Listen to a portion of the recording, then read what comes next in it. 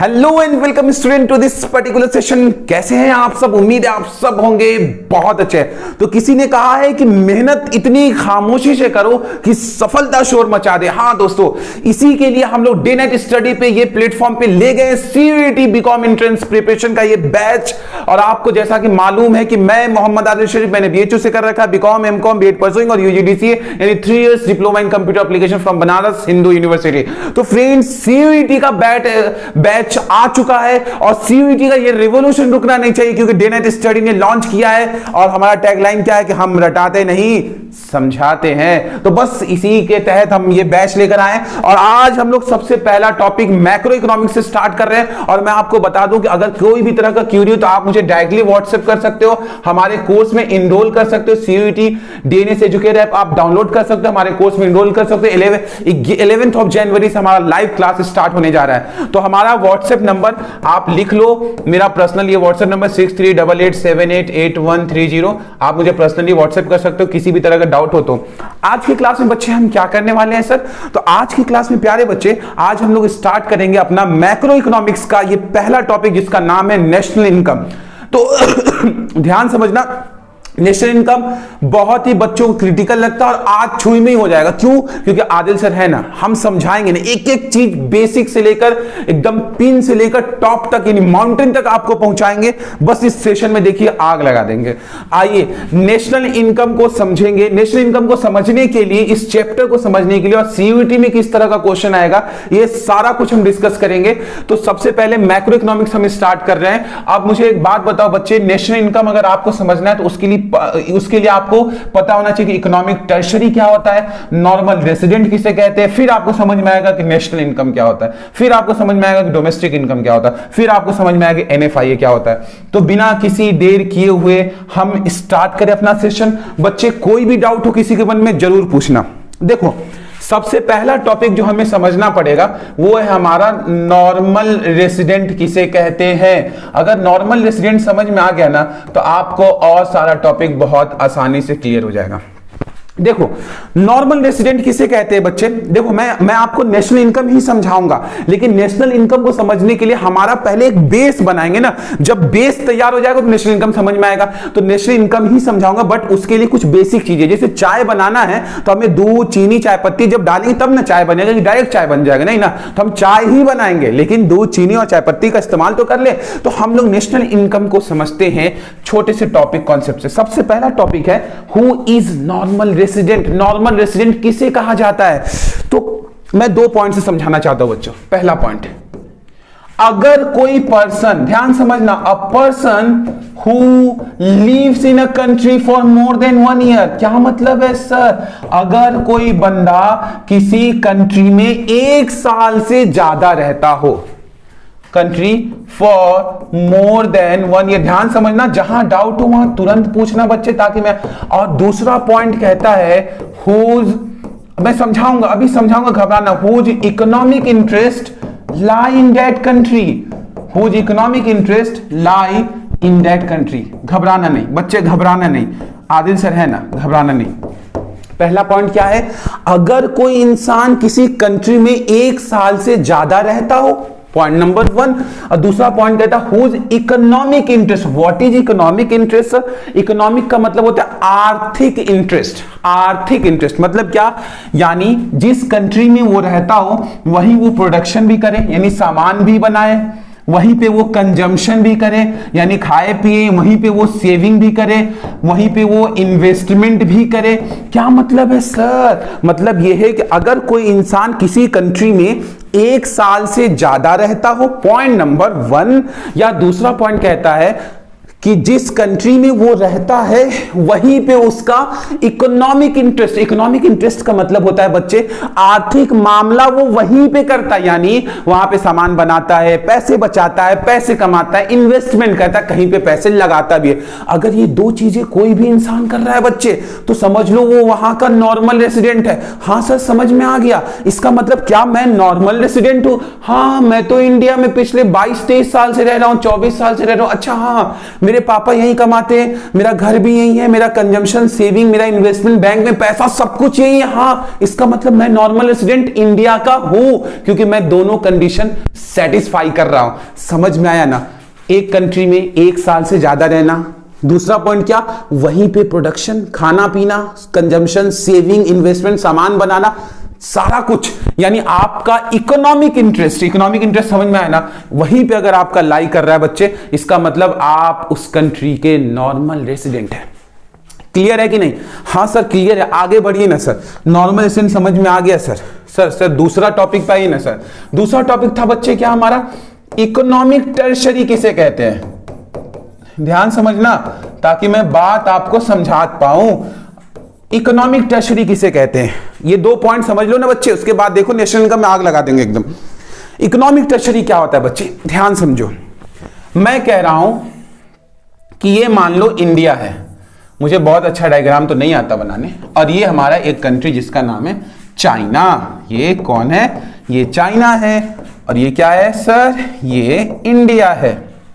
बहुत आसान लैंग्वेज में समझना। अब एक बात बताओ, ध्यान समझना, ताकि कोई बात ना समझ में आए तो आप पूछना मुझसे, ताकि मैं आपको समझा सकूं एक एक चीज। अब एक बात बताओ, ये इंडिया है और ये चाइना है ना। मैं ये कह रहा हूं कि अगर इंडिया में मैं रहता हूं, मेरा नाम है आदिल सर, मेरा नाम क्या है, आदिल सर, ठीक है ना। आदिल सर कहां रहते हैं, इंडिया में रहते हैं। ध्यान समझना, आदिल सर इंडिया में रहते हैं। तो अगर मैं इंडिया में रहकर मैं इंडिया के बाउंड्री के अंदर, क्या मैं पैसा नहीं कमा रहा हूं, बोलो ना बच्चे, मैं इंडिया के बाउंड्री के अंदर पैसा कमा रहा हूं या नहीं कमा रहा हूं। तो आप बोलेंगे हाँ सर, आपकी अर्निंग तो इंडिया के अंदर हो रहा है। हमने बोला कि हाँ, मेरी अर्निंग तो इंडिया के अंदर हो रहा है। ये समझ में आया कि नहीं सबको? हाँ सर समझ में आया। अच्छा, मैं आपको एक एग्जांपल समझाना चाहता हूं। मेरी कमाई इंडिया के अंदर हो रहा है, इंडिया के बाउंड्री के अंदर, ध्यान समझना।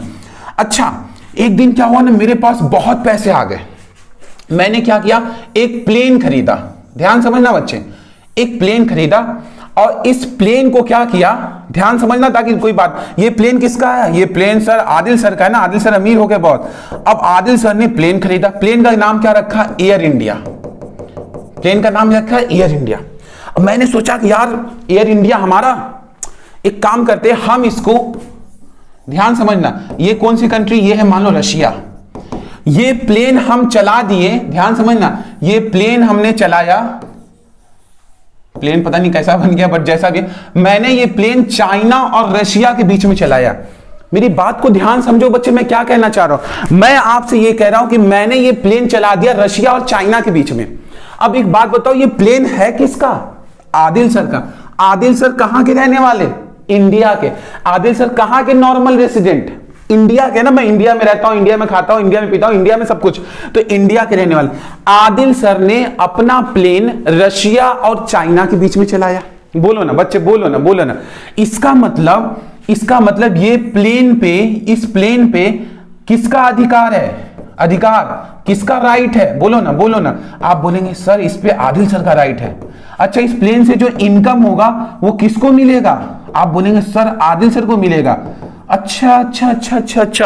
तो इकोनॉमिक टर्शरी का, इकोनॉमिक का मतलब समझ रहे हो, इकोनॉमिक का मतलब होता है आर्थिक, और टर्शरी का मतलब समझ रहे हो, टर्शरी का मतलब होता है बाउंड्री। यानी इकोनॉमिक टर्शरी का क्या मतलब निकला सर, इकोनॉमिक टर्शरी का मतलब होता है आर्थिक बाउंड्री।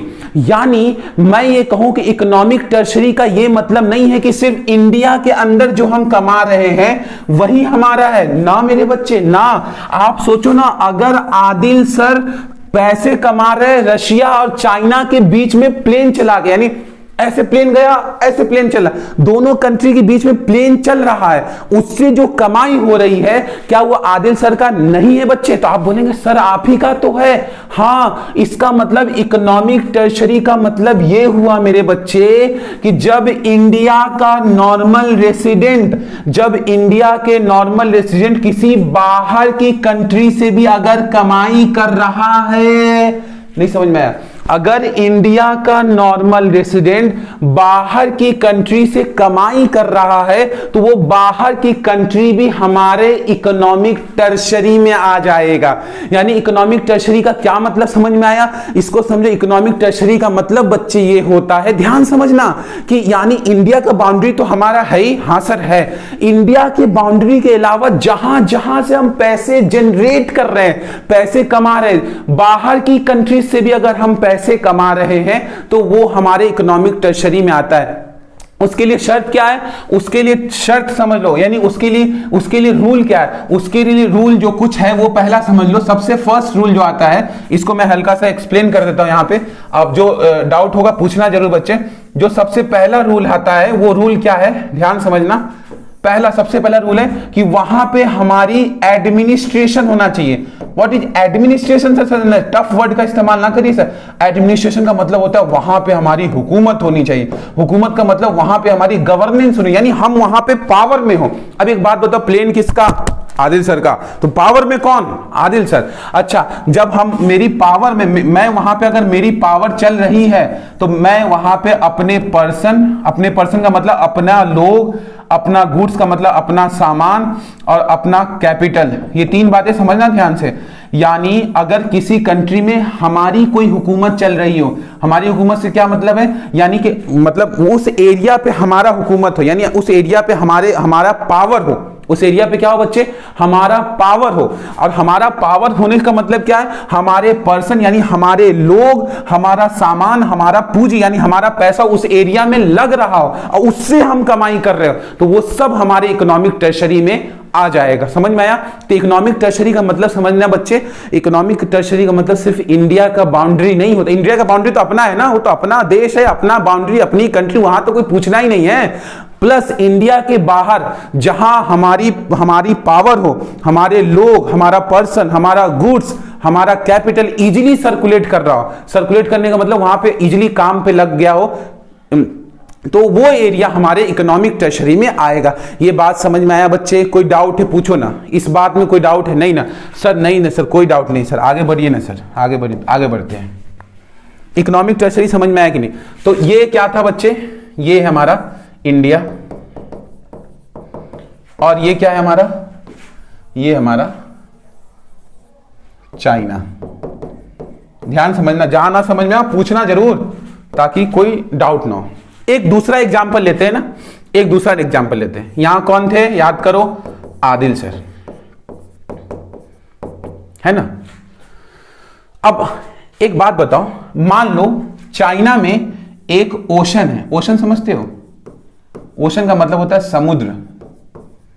समुद्र मतलब जहां पानी वगैरह आता है, ये समुद्र है, ठीक है।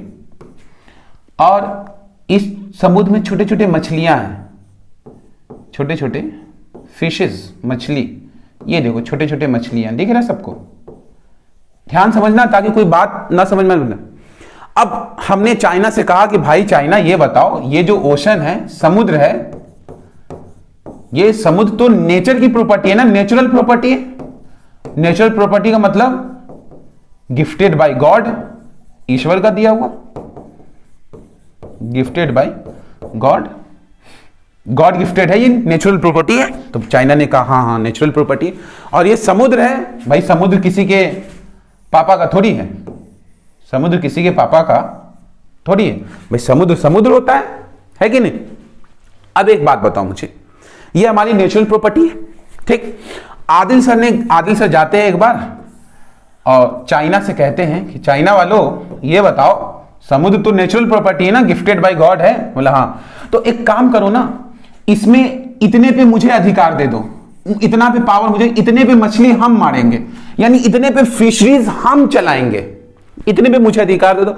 तो चाइना की गवर्नमेंट ने कहा कि हाँ यार, समुद्र तो नेचुरल प्रॉपर्टी, इसमें किसी का क्या हिस्सा है, तो नेचर ने भी। अब इतने पे मुझे अधिकार मिल गया, ध्यान समझना बच्चे, इतने पे मुझे अधिकार मिल गया कि आप मछली मार सकते, यानी इतने पे गवर्नेंस यानी पावर किसको मिल गया? बताओ, पावर किसको मिल गया? आदिल सर को। अब यहां पे हमारे पर्सन जा सकते कि नहीं जा सकते? सर जा सकते। हमारा सामान यहां पे लगा सकते नहीं लगा, हम अपना पैसा यहां लगा सकते नहीं लगा। जब ये तीन चीजें हम यहां पे आराम से लगा सकते, इसका मतलब ये एरिया हमारे इकोनॉमिक टर्शरी में आ जाएगा। यानी विदेश का वो एरिया जहां से हम कहीं ना कहीं पैसा जनरेट कर रहे हैं, जहां पे हमारी पावर है, हमारे पर्सन, हमारे गुड्स, हमारा कैपिटल ये लगा हुआ है और वहां से हम इनकम जनरेट कर रहे हैं बच्चे, प्यारे बच्चे। तो इसी को हम लोग क्या कहते हैं, this is known as economic territory. समझ में आया कि नहीं? इकोनॉमिक टर्शरी का मतलब दिमाग से निकाल दो कि सिर्फ इंडिया का बाउंड्री होता है, नहीं, आर्थिक बाउंड्री बहुत बड़ी बाउंड्री। इंडिया की बाउंड्री तो है ही है मेरे भाई, इंडिया के बाहर जहां जहां से हमारे पर्सन, हमारे लोग, हमारे कैपिटल लगा के हम वहां पे पावर है, हमको राइट मिला, अधिकार मिला, वहां से हम कमाई कर रहे हैं, वो सब हमारे इकोनॉमिक टर्शरी में आएगा। मजा आया कि नहीं? बोलो ना, बोलो ना बच्चे, मजा आया कि नहीं आया? बोला हाँ सर मजा आया। अच्छा एक एग्जांपल और लेते हैं ना बच्चे, एक एग्जांपल और लेते हैं ना, ताकि पूरा बात क्लियर हो जाए। हाँ सर एक एग्जांपल और लीजिए ना सर, जो ना समझ में ना पूछना बच्चे, ताकि हम आपको समझा पाए। हम समझाने आए बच्चे, हम समझाने आए, अगर आप समझोगे तो हम समझाएंगे, ठीक है ना? तो ध्यान समझना। अब ये चाइना है और ये क्या है बच्चे, ये इंडिया। आदिल सर ठीक है। अब यहां पे हम लोग थोड़ा सा एग्जांपल चेंज कर देते हैं। अब यहां पे हम लोग एग्जांपल लेते हैं मोदी जी का। मोदी जी कौन है? हमारे प्राइम मिनिस्टर, ठीक है। अब देखो, अब एक बात बताओ, चाइना में क्या इंडियन रहते हैं कि नहीं रहते हैं? काम करने जाते हैं ना इंडियन, कमा खा के वहां से चले आते हैं, जाते हैं ना हम लोग भाई। का भाई अगर हमें चाइना में नौकरी मिलता है, बहुत सारे लोग जाते हैं चाइना में नौकरी करने, कमाने जाते हैं। बहुत सारे गल्फ कंट्रीज में हम लोग जाते हैं नौकरी करने। तो चाइना में इंडियन रहते होंगे कि नहीं रहते होंगे? बताओ ना बच्चे। हाँ सर रहते हैं। अब एक बात है कि मुझे एक बात का डर है कि भाई चाइना में अगर हमारे इंडियन रहते हैं तो हमें एक बात का डर सता रहा है। पता है वो डर क्या है? कि कहीं इनके साथ कुछ गलत ना हो जाए, यानी जो इंडियन वहां रहते हैं इनके साथ कोई एक्सप्लॉयटेशन, कोई जुल्म ना हो, इनको किसी तरह का खतरा ना हो। ध्यान समझना मेरी बात, किसी तरह का इनको खतरा ना हो। तो अब इंडियन गवर्नमेंट क्या करती है कि इंडियन गवर्नमेंट चाइना में अपनी एक एजेंसी खोलती है। What agency? एजेंसी को हम लोग एम्बेसी भी कहते हैं। एम्बेसीज क्या है? इंडियन गवर्नमेंट क्या करती है कि अपने कुछ लोगों को यहां पे बैठा देती है। ध्यान समझना बच्चे, अपने कुछ लोगों को यहां पे क्या करेगी बच्चे? बैठाएगी। ये गवर्नमेंट, इंडियन गवर्नमेंट के लोग हैं, ध्यान समझना, ये क्या है? हमारे इंडियन गवर्नमेंट के लोग। क्यों बैठाइए? इनका काम ये होता है कि जो भी चाइना में इंडियन रह रहे हैं उनका केयर टेकर की तरह, यानी कि एक मां की तरह इनका ख्याल रखते हैं कि देखो इसके साथ कोई गलत ना हो जाए, इनको कोई वीजा में, इनके पासपोर्ट में कुछ करवाई नहीं है, ये चाइना में काम कर रहे हैं, अगर इनके साथ कुछ हो। अभी जैसे रशिया और यूक्रेन का वॉर हुआ था, तो जो रशिया यूक्रेन में जो हमारे इंडियन स्टूडेंट फंसे हुए थे, उन्होंने पता है किसको कॉल किया? तो उन्होंने एम्बेसीज को कॉल। एम्बेसीज कौन होते हैं? ये गवर्नमेंट के ही ऑर्गेनाइजेशन है, यानी सरकार ने ही इनको बना रखा है। लेकिन ये है किसका? ये एम्बेसी किसका? ये इंडियन एम्बेसी है। ये कौन है बच्चे? Indian embassy. इनका काम क्या है? जो चाइना में इंडियन रहते हैं उनका ख्याल रखना, जो चाइना में इंडियन रहते हैं उनका ख्याल रखना। ये समझ में आया ना बच्चे? बोलो ना, समझ में आया ना? तो इसका मतलब क्या है सर? इसका मतलब है इसी कॉन्सेप्ट को। अब ये बताओ, क्या ये एम्बेसीज हमारे इकोनॉमिक टर्शरी में आएगा या नहीं आएगा? बोलो ना, बोलो ना। हाँ सर ये तो हमारे इकोनॉमिक टर्शरी में आएगा। क्यों सर? बिकॉज ये एम्बेसी किसका? इंडियन गवर्नमेंट का। यहाँ पे किनके लोग हैं? इंडियन लोग। यहां से अगर कोई कमाई हो रही है, कोई इनकम जनरेट हो रहा है, तो ये किसका है भाई? ये इंडियन का है सर। यानी अगर कोई एम्बेसीज है इंडिया में काम कर रही है, उससे अगर कोई इनकम जनरेट हो रहा है प्यारे बच्चे, तो हम कहेंगे कि ये भी हमारे इकोनॉमिक टर्शरी में आएगा। यानी आपको मैंने 3 एग्जाम्पल दिया। पहला एग्जाम्पल क्या था? आप अगर याद करेंगे तो सबसे पहला एग्जाम्पल मैंने दिया शिप्स एंड एयरक्राफ्ट, यानी पानी वाला जहाज हो या प्लेन हो, अगर हमारा नॉर्मल रेसिडेंट 2 कंट्री के बीच में चला लेना, वो हमारे इकोनॉमिक टर्शरी में आएगा। दूसरा एग्जांपल मैंने दिया है एम्बेसीज। अगर हमारी कोई एम्बेसी हो, एम्बेसी क्या होता है, क्यों बनाया जाता है, ये भी मैंने समझाया, वो भी हमारे इकोनॉमिक टर्शरी में आएगा। और तीसरा हमने एग्जांपल दिया था फिशिंग वेसल्स, यानी अगर किसी ओशन में हमें वेसल्स, अगर हमें किसी ओशन में मछली मारने की एक्सक्लूसिव राइट्स, अधिकार मिल गया है, तो वो भी हमारे इकोनॉमिक टर्शरी में आएगा। यानी इकोनॉमिक टर्शरी क्या होता है सर? हमारा देश का बाउंड्री हमारे इकोनॉमिक टर्शरी में आता है। इकोनॉमिक टर्शरी मतलब आर्थिक बाउंड्री, हमारा देश प्लस दूसरे देशों से जो हम पैसा कमाते हैं वो सब हमारे इकोनॉमिक टर्शरी में बच्चे आता है। उम्मीद है ये समझ में आया ना आपको? हाँ सर समझ में आया। सर अब थोड़ा सा आगे बढ़िए ना सर, आगे बढ़िए ना सर। चलो ना बच्चे आगे बढ़ते हैं। अच्छा अब ध्यान समझना, कोई डाउट हो तो पूछना जरूर बच्चे, पूछना जरूर बच्चे। अब बच्चे देखो, अब तुम लोगों को मैं बताऊंगा एक तीसरा टॉपिक, इसके बाद तुम लोग बताना कि समझ में आया नहीं आया। सुनना ध्यान से। अब एक बात बताओ, ये क्या है भाई? ये इंडिया है सर। अब थोड़ा इस बार बड़ा बना रहा हूं ताकि आपको बात समझा सकूं। ये इंडिया है और ये क्या है सर? ये चाइना है। ध्यान समझना, ये क्या है सर? ये इंडिया है। ये क्या है बच्चे? सर ये चाइना है। अच्छा, इंडिया में दो लोग रहते हैं, ध्यान समझना ताकि हम बात समझा पाए बच्चे। एक का नाम है मिस्टर नरेश और दूसरे का नाम है जेनकू का। जेनकू का। चाइना में जो दो लोग रहते हैं, एक का नाम है शूनकुफा, शूनकुफा, और एक का नाम है रमेश बाबू, रमेश बाबू। अब ये नेशनल इनकम पढ़ाने का ये नया इनोवेटिव तरीका हम लेकर आए, बहुत ही इनोवेशन है इसमें, आप बस समझना। अब मैं ये कह रहा हूं कि इंडिया में जो नरेश बाबू है, नरेश बाबू इंडिया में है, ये जो है ना, ये कितना कमाते हैं? तो मैंने कहा कि ये 500 रुपए कमाते हैं। कितना बच्चे? 500 रुपए। अच्छा, इंडिया में ही जेनकू का है। अच्छा, जेनकू का वैसे है कौन? है कौन ये तो बता दो सर। ये जेनकू का नाम सुन के नहीं लग रहा सर ये तो चाइनीज है सर। हाँ चाइनीज है ना, ये चाइनीज है तो चाइनीज, बट इंडिया में आया है काम करने, जैसे हमारे देश के लोग बाहर नहीं जाते हैं काम करने, मतलब ये चाइना का ही नॉर्मल रेसिडेंट है, मतलब इंडिया में बस वो काम करने आया, कमाएगा, खाएगा, लेके चला जाएगा। बस ऐसे समझ लो कि ये है चाइना का ही नॉर्मल रेसिडेंट। अच्छा, जेनकू का कितना कमाता है? ये कमाता है 1000 रुपए। समझना बच्चे। अच्छा, चाइना में शूंगकुफा, शूंगकुफा ये कितना कमाता है? ये कमाता है 2000 रुपए। अच्छा, और रमेश बाबू कितना कमाते हैं? तो रमेश बाबू कमाते हैं 3000 रुपए। भाई एक बात बताओ ना मेरे भाई, एक बात बताओ ना, इंडिया का एग्जाम्पल से कुछ बात समझ में आ रही है? ये जो नरेश है, नरेश है, ये 500 रुपए कमाता है। नरेश कितना कमाता है बच्चे? 500 रुपए। और जेनकू का कितना कमाता है? 1000। अच्छा, नरेश कौन है? नरेश कौन है? बोलो ना, हमारा नॉर्मल रेसिडेंट है, बोलो ना सर, हमारे देश का है सर, अपना नरेश भाई, नरेश भाई, ए नरेश भाई, ये नॉर्मल रेसिडेंट अपना। अच्छा, एक बात बताओ बच्चे, एक बात बताओ, और ये जेनकू का कौन है? सर ये तो चाइनीज है सर, जेनकू का, कू का, फा, चाइनीज है सर। अच्छा, और ये सूंगकू फा कौन है? सर ये भी चाइनीज है सर। रमेश बाबू, अरे ये तो इंडियन है सर, अपना भाई है सर, नॉर्मल रेसिडेंट है सर। अच्छा, अब ध्यान सुनना।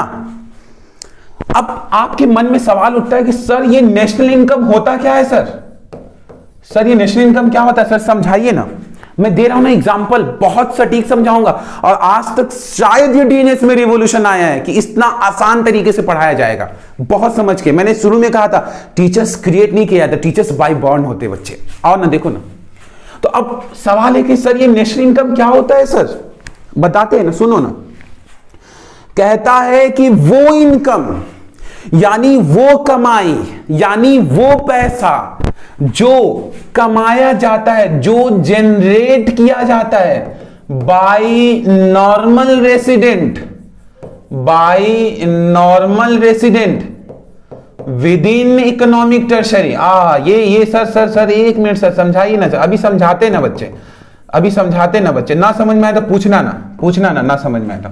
कहता है वो कमाई, यानी वो पैसा, सुनो ना, वो पैसा जो जनरेट किया जाता है। जनरेट का क्या मतलब सर? जो कमाया जाता है।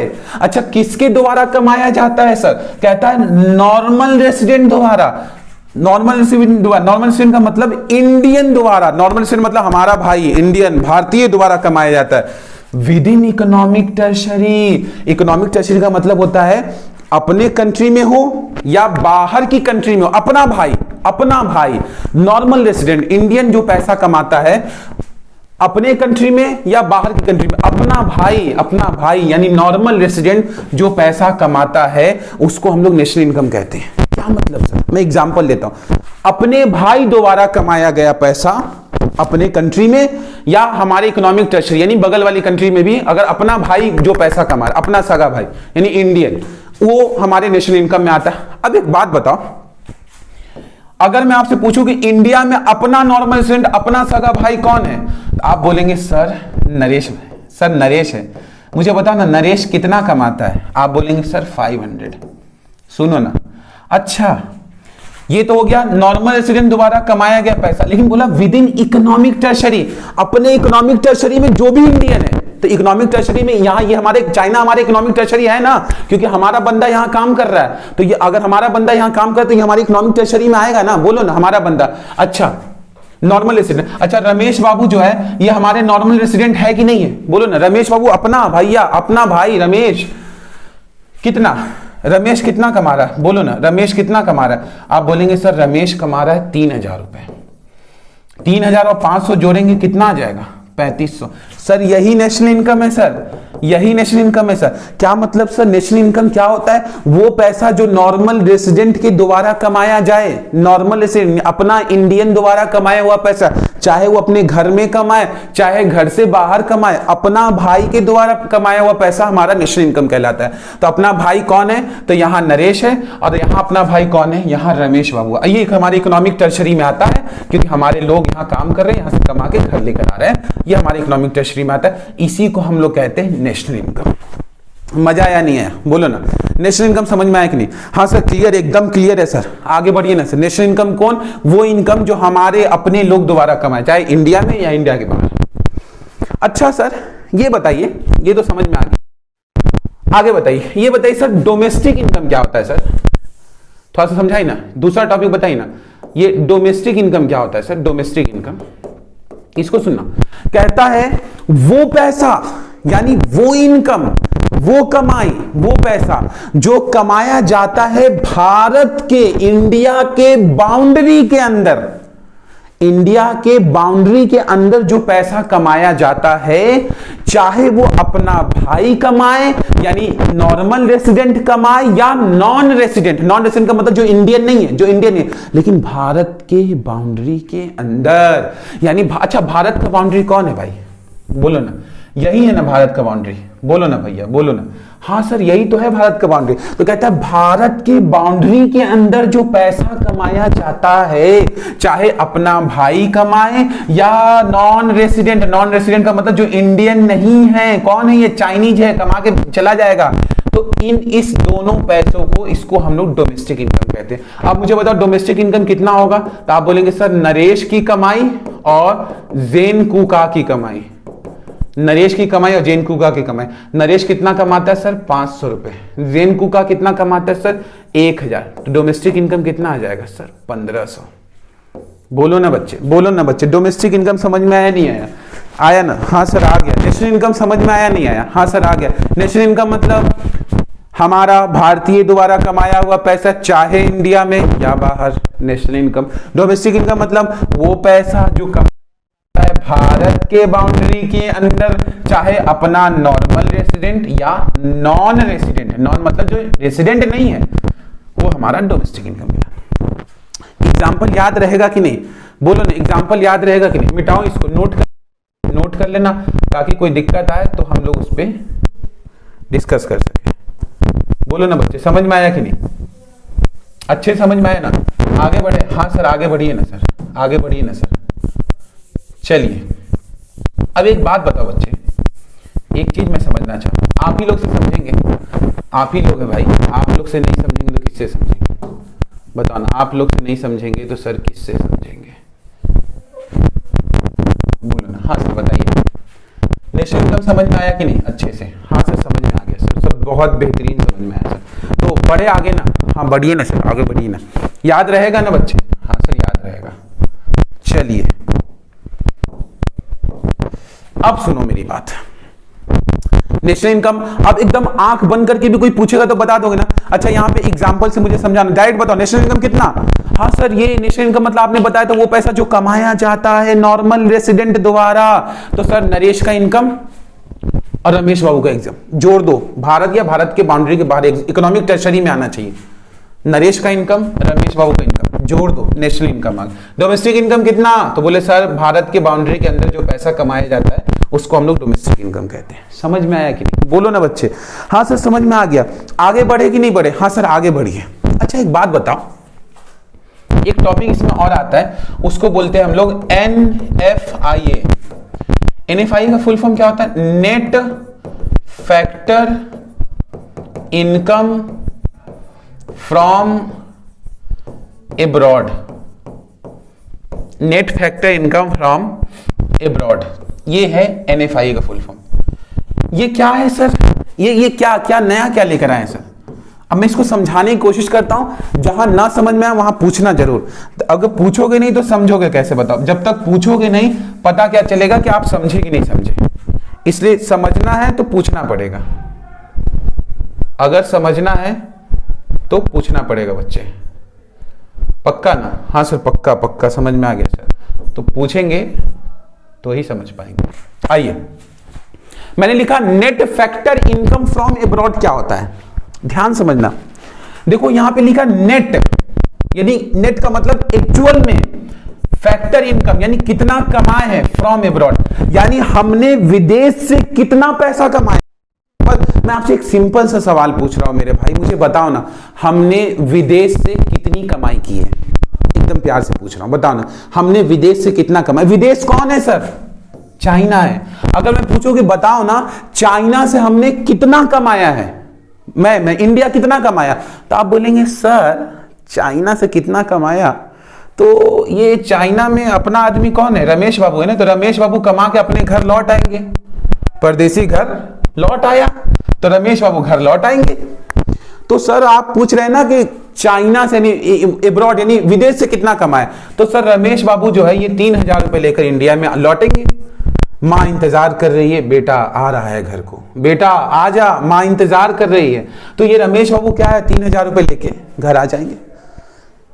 अगर आप ऐसा सोच रहे हो तो आप गलत सोच रहे हो। अरे सर कैसे? आप तो यही पूछ रहे हैं ना सर कि कितना एब्रॉड से कमाए, विदेश से तुम कितना पैसा कमा के लाए हो।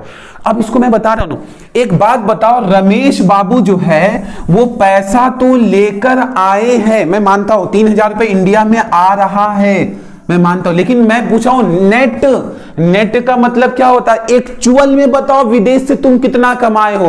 तो एक बात बताओ, अगर रमेश बाबू इंडिया में पैसा लेकर आए हैं तो जो यहां पे जेनकू का था, जो कौन है, चाइनीज जो इंडिया में कमाने आया है, तो अगर ये लेकर आया तो जेनकू का जो है ये अपना पैसा चाइना में ले जाएगा। बच्चे बोलो ना, नेट का मतलब होता है विदेश एक्चुअल में कितनी कमाई हुई है, यानी एग्जैक्ट बताओ कितना कमाए हो, खुल के बताओ कितना कमाए हो। तो यहां पे आंसर ऑन द स्क्रीन ये रहा आपके सामने कि रमेश बाबू 3,000 रुपए लेकर आएंगे और जेनकू का अपने इंडिया से 1,000 रुपए अपने कंट्री में लेके जाएंगे। यानी 3,000 आया तो 1,000 चला भी गया। इसका मतलब net factor income from abroad, विदेश से एक्चुअल में हम कितना कमाए, तो आप बोलेंगे सर 2,000। क्यों? मैंने आपसे ये नहीं पूछा बताओ विदेश से कितना है, मैंने बोला बता एग्जैक्ट विदेश से कितना आया। तो जितना हम लेकर आए और जितना हमारे यहां से गया, आयो माइनस गयो, तो प्रॉपर पता चलेगा कितना फाइनल आयो। समझ में आया? इसी को हम लोग net factor income from abroad कहते हैं। इसका मतलब अगर हम आपको बोले net factor income from abroad क्या होता है, तो आप बोलेंगे factor income earn from abroad, factor income earn from abroad minus factor income